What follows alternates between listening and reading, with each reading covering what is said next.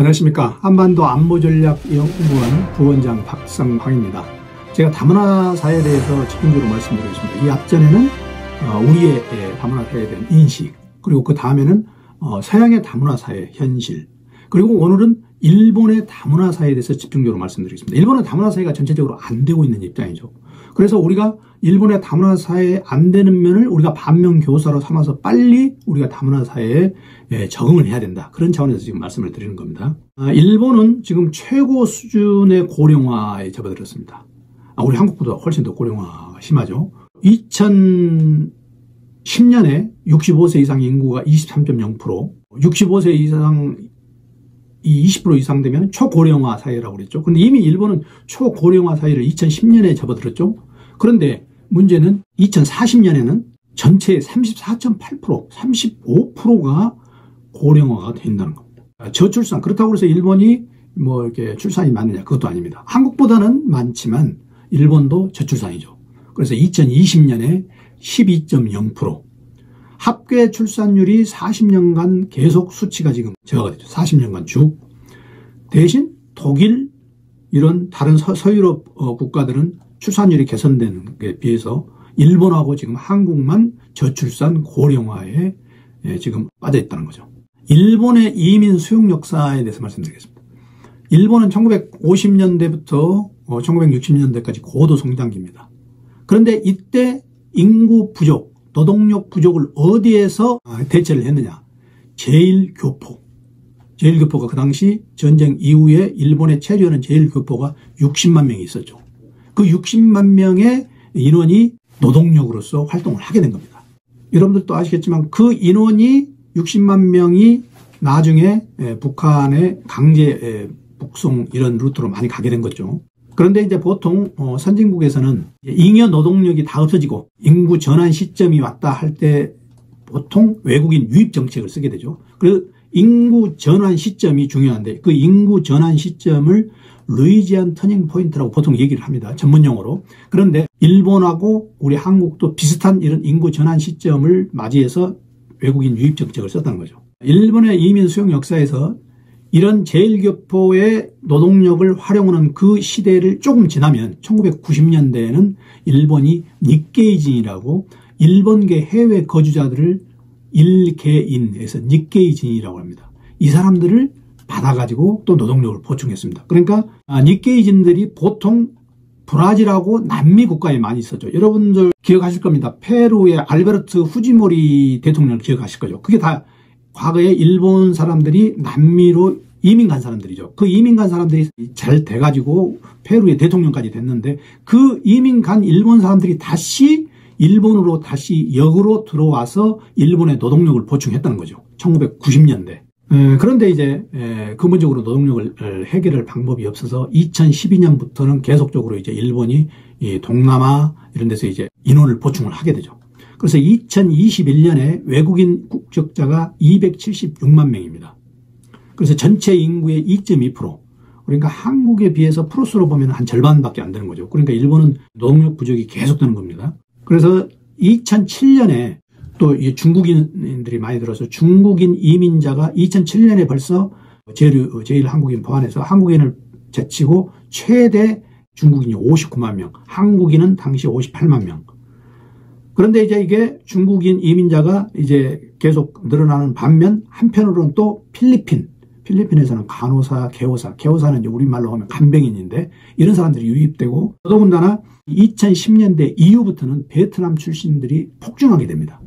베트남 사람들이 부지런하고 또 순발력이 있기 때문에 일본의 이민에 있어서 가장 최근에 많이 들어오는 그런 부분입니다. 특히 일본은 베트남과의 교류 관계가 많기 때문에 지금 베트남의 인력을 놓고 사실 한국과 일본이 경쟁하는 그런 시스템이죠.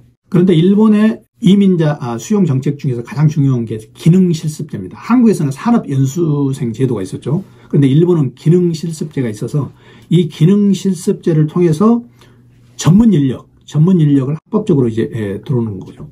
그러니까 일본에서는 전문 인력은 기능실습제로 자기네들이 보충을 하고 그 다음에 단순 노동자들은 임시 방편으로 해서 어느 한 시기에만 들어와서 일본에 이주하게 하는 이런 이중적인 외국인 인력 유입 방식을 씁니다.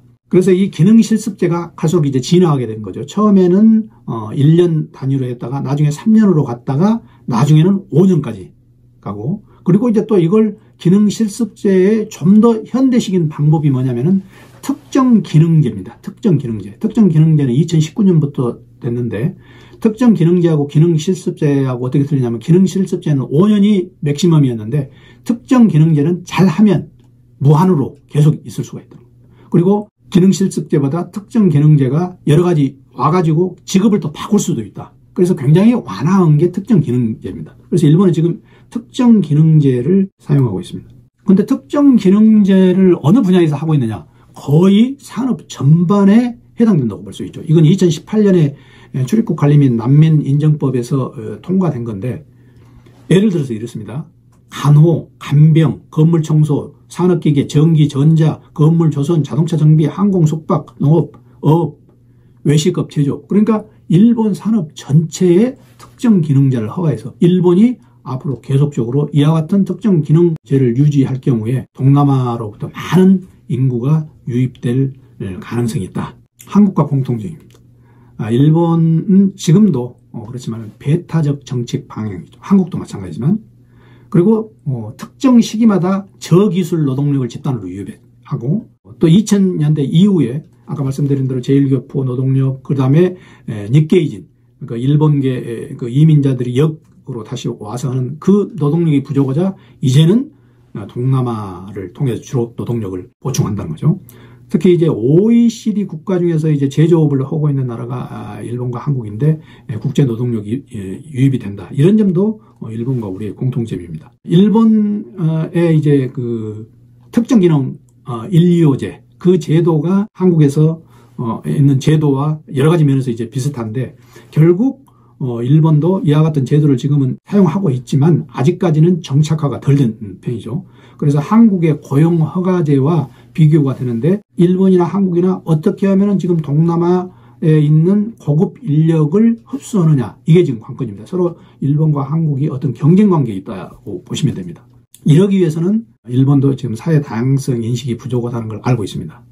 그래서 지금 일본 정부가 이민 정책을 대폭 개편하고 운영하는데 사회적 인식이 부족하다는 걸 알고 있기 때문에 이걸 한편으로는 국민들한테 많이 지금 홍보를 하고 있죠. 이제 일본도 과거 이제 일본의 순혈주의, 일본은 비교적 섬나라로서 다른 나라 민족이 섞이지 않았죠. 그래서 일본의 순혈주의에 대해서 일본 우익이 굉장히 강조를 하고 있는데, 그 부분과 이렇게 정면으로 지금 배치되는 부분이 있어서 사회적 인식이 부족하고, 또 하나는 뭐냐면은 국내인과의 경쟁, 일본 국내인과의 경쟁이 되면은 앞으로 이제 일본 국내인의 불만도 된다. 이런 부분도 또 일본이 지금 재고를 해봐야 될 필요한 부분입니다. 전체적으로 일본의 이민 정책은 독일 사례를 아마 많이 참고할 걸로 봅니다. 그래서 2000년대 아까 말씀드린 국가 통합 실행 계획 같은 게 일본의 모델이 되고 있고, 또 이러기 위해서 하나 이제 일본에서 잘하고 있는 게 지금 다양성 영향 평가를 할 필요가 있다. 지금까지는 뭐 환경 영향 평가, 뭐 성별 영향 평가를 했는데, 앞으로는 이 다문화 사회를 의식해서 다양성 영향 평가도 해야 된다는 이야기가 있습니다. 그래서 오늘은 일본의 다문화 사회에 대해서 집중적으로 살펴봤습니다. 시청해주셔서 감사합니다.